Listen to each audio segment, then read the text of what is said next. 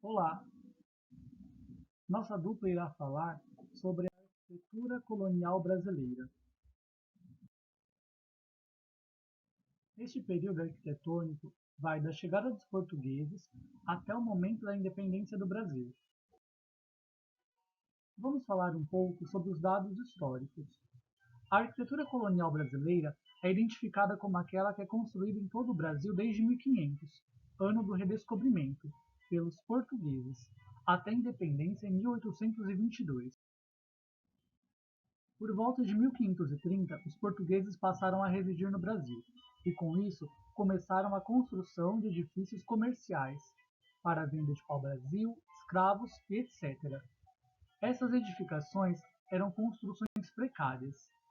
Em terras brasileiras, os portugueses não podiam contar a seu dispor da vida europeia que estavam acostumados, social, comodidades, educação e cultural.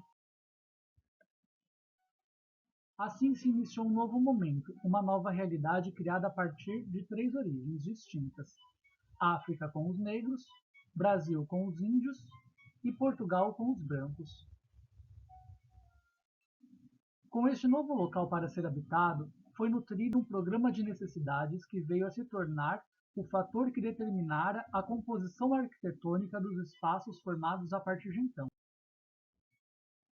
Pode-se notar essa dimensão cultural em vários modos como nos hábitos, costumes e formas de viver, definindo espaços, nas técnicas de construção e materiais utilizados, na mão de obra para sua realização e no mobiliário da residência.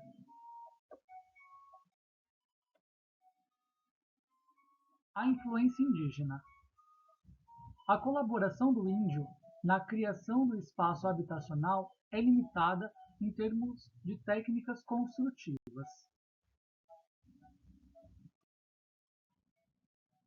Foram empregadas técnicas vernaculares utilizadas pelos nativos a partir do momento da colonização portuguesa.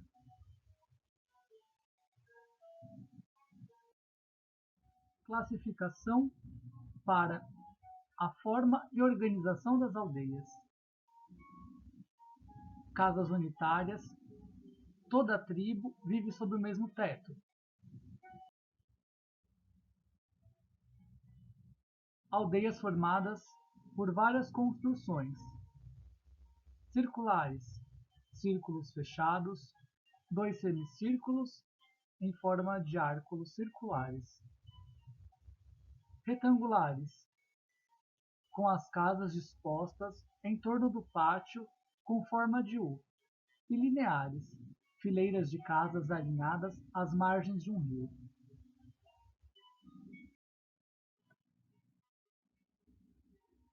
Influência africana. A contribuição africana na caracterização dos espaços habitacionais muitas vezes se referenciam no mobiliário e equipamentos que compõem o ambiente doméstico, cerâmica utilizada na cozinha, por exemplo. As técnicas construtivas, a mão de obra, a organização, a produção e o uso da casa baseava-se no trabalho escravo. A organização e apropriação dos espaços resultantes de sua presença e cultura, que repercute no modo de vida social colonial.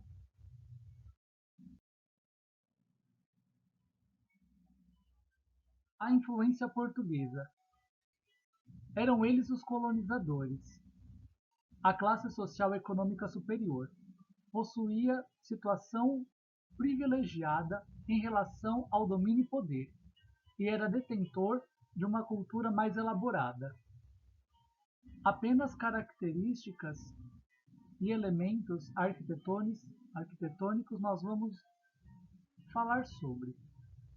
Provém dessa arquitetura com resquícios da identidade nacional. Demasiada submissão à natureza, material, técnica e forma.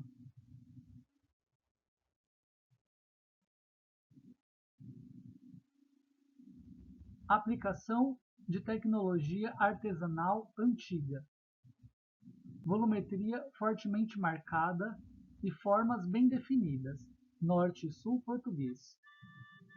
Poucos e nenhum ornamento. Técnicas e materiais construtivos, taipa de pilão, o adobe, a alvenaria de tijolo, a pedra e o cal.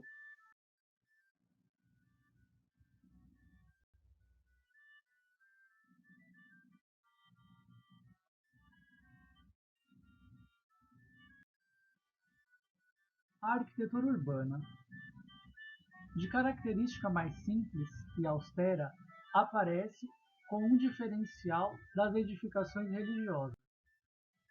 A vida simples da população corresponde à qualidade das residências urbanas, que não possuem grandes variações funcionais ou formal. Pode-se observar como característica uma planta estreita e alongada, ocupando quase todo o lote.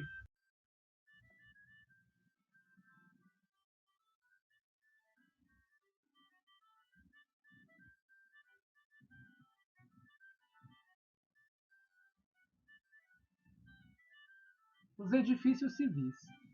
As casas de câmara e cadeias demonstravam o poder da coroa portuguesa, além de outros edifícios de acordo com as suas funções econômicas dos núcleos urbanos nos quais estavam inseridos.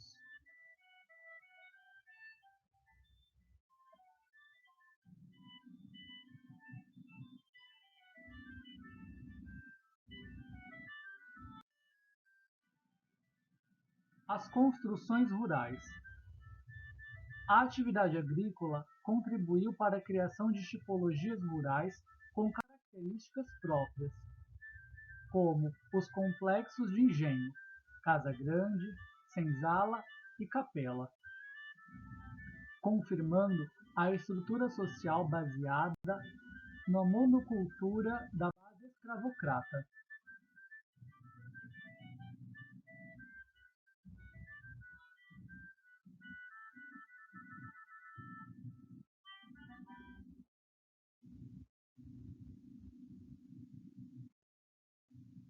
A arquitetura militar. Outra construção importante no período colonial eram as fortificações, que possuía papel essencial, a defesa do território e eram espalhadas ao longo de toda a costa. Os projetos ficavam sob responsabilidade dos engenheiros militares, e as construções, apesar de imensas dimensões, eram de grande simplicidade plástica e a solução racial era pouca, as quais facilitavam a defesa do território quando os ataques inimigos.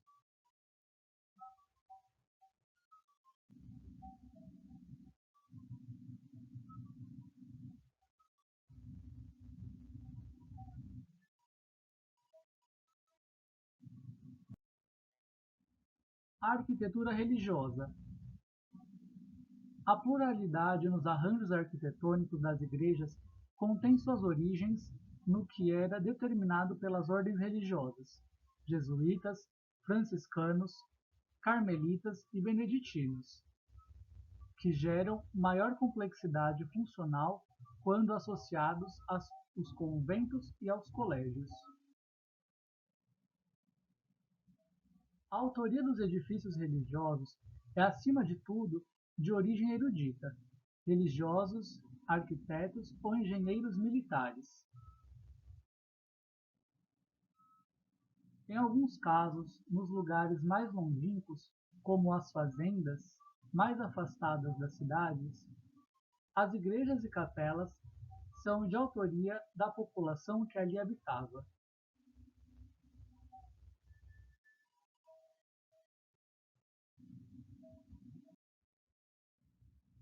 A Capela São Miguel. A Capela de São Miguel Arcanjo, localizada no bairro de São Miguel Paulista, zona leste de São Paulo, é a igreja mais antiga da cidade, com longos 399 anos. A construção se deu no ano de 1622 e foi totalmente restaurada entre os anos de 2006 e 2010.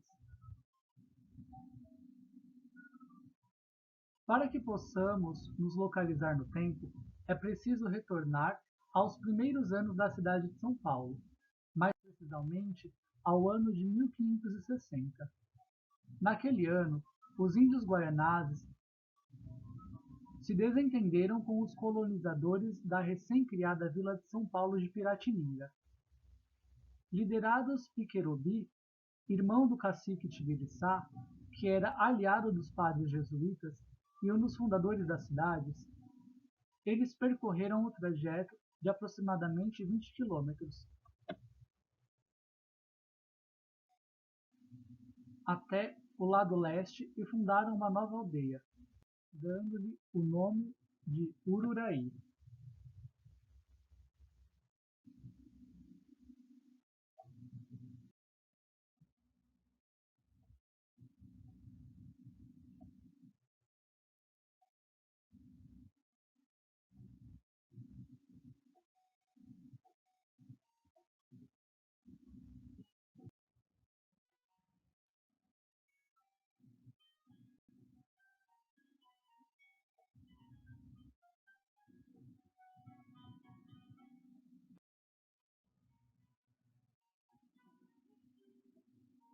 Com medo de perder a aliança com os índios e os novos cristãos convertidos ao catolicismo, a Companhia de Jesus confiou ao padre José de Anchieta, hoje declarado santo, a missão de reencontrar aqueles índios. Um trajeto difícil para aquela época, visto que o caminho percorrido precisava ser parte a pé e parte pelo rio Tietê. Quando conseguiu achar uma nova aldeia, José de Anchieta renomeou o lugar para São Miguel de Ururaí e ergueu uma pequena capela, construída de bambu e sapê. Assim, nascia o bairro de São Miguel Paulista. Passadas algumas décadas, a rudimentar capela foi demolida e reconstruída no ano de 1622, por desejo e orientação do carpinteiro e bandeirante Fernão Munhoz, e contou com o auxílio dos índios guaianazes. Essa nova capela era de taipa de pilão, a qual venceu longas décadas e resiste até os dias de hoje.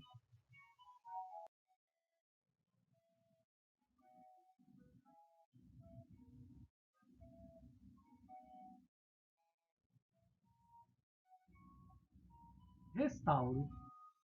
Em 1938 e 1940, praticamente 3 séculos após a sua construção e coordenada pelo IPHAN, a capela, que era conhecida como Igreja dos Índios, já se encontrava descaracterizada e praticamente desconstruída. Passou por um processo de revitalização. Foi feito um estudo rigoroso e um trabalho minucioso em busca de dados da origem, com o intuito de manter a autenticidade de sua arquitetura e de seus elementos artísticos. Pinturas do período colonial paulista, arte barroca e traçados incas foram encontrados.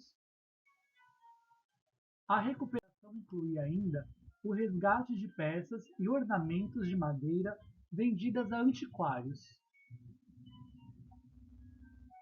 Entre os anos de 2006 e 2010, a capela passou por um novo e grande processo de restauração, a qual foi dividida em duas partes. Na primeira parte, que durou entre os anos de 2006 e 2009, o objetivo era de recuperar toda a parte estrutural da edificação. Nesta parte, foi contemplado toda a parte elétrica, hidráulica e reparado infiltrações. Para esta parte foi utilizado um montante de 3 milhões de reais, os quais foram mantidos por iniciativas privadas.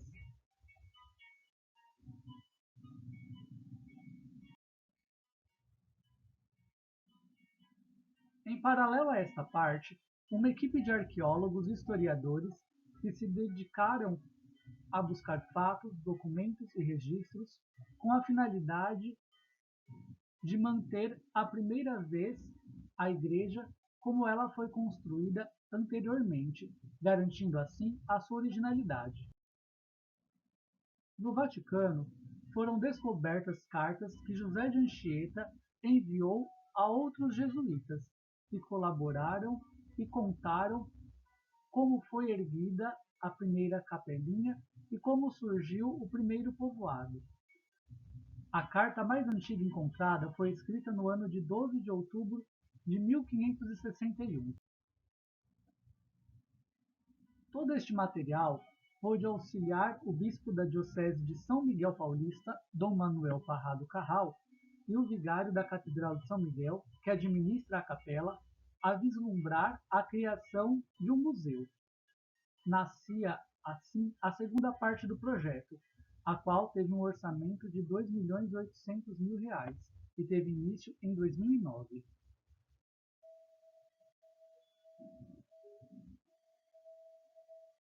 Com isso, foram recuperadas as imagens, os altares, e nisso foi descoberto pinturas atrás de dois desses altares, que estavam escondidas e assim protegidas do tempo.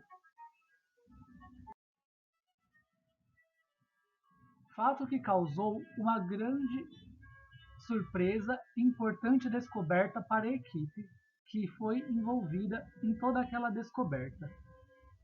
Acredita-se que essas pinturas tenham sido feitas no século XVII e estavam escondidas desde 1760 aproximadamente.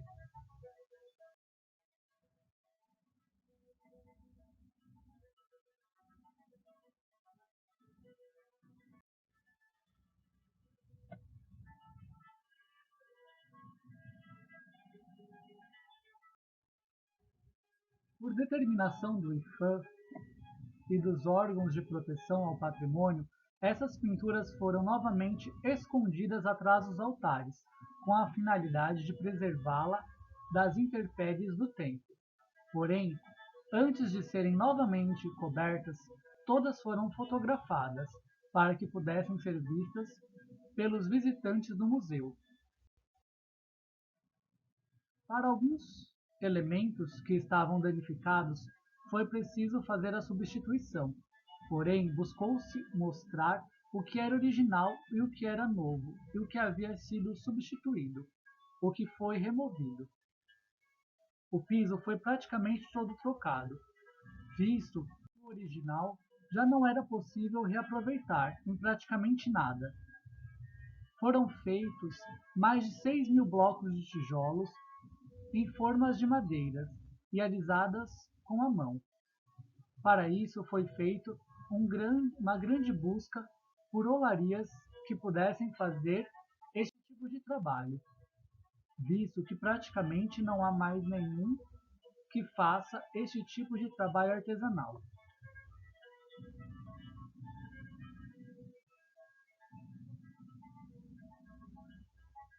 Algumas telhas foram substituídas, e as originais, feitas nas coxas pelos índios na época da construção, foram mantidas, para mostrar aos visitantes a semelhança com as utilizadas atualmente.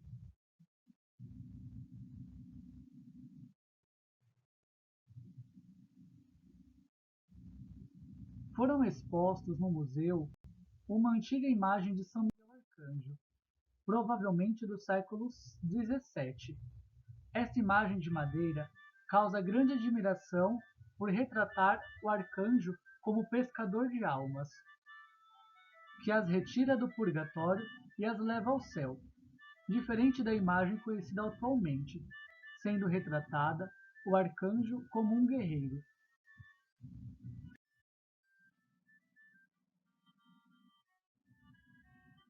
Há ainda ferramentas que eram utilizadas para a construção das edificações do período colonial, algumas originais da época do Brasil colônia.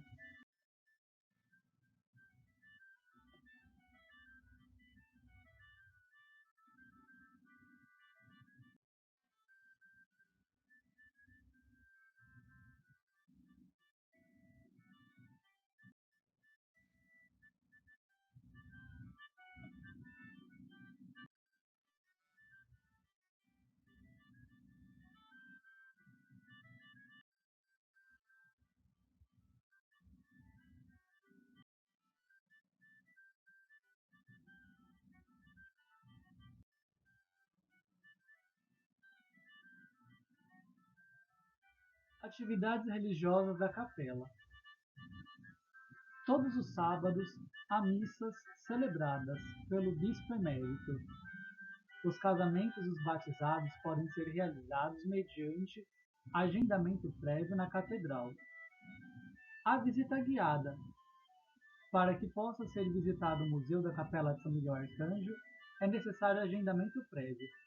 Os ingressos custam R$ 2,50 para professores e alunos da rede privada de ensino, e R$ 5,00 para o público em geral. São isentos aposentados, pessoas com deficiência, professores e alunos da rede pública de ensino.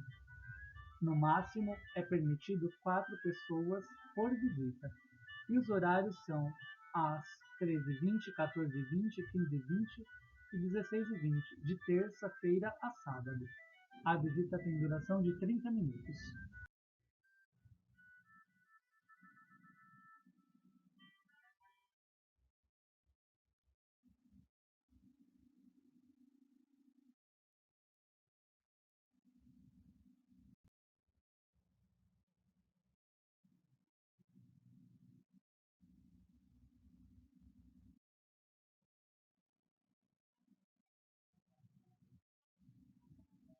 Aqui nós podemos ver a Capela de São Miguel e a Catedral de São Miguel Arcanjo, onde passado e presente vivem lado a lado. A todos, o nosso muito obrigado.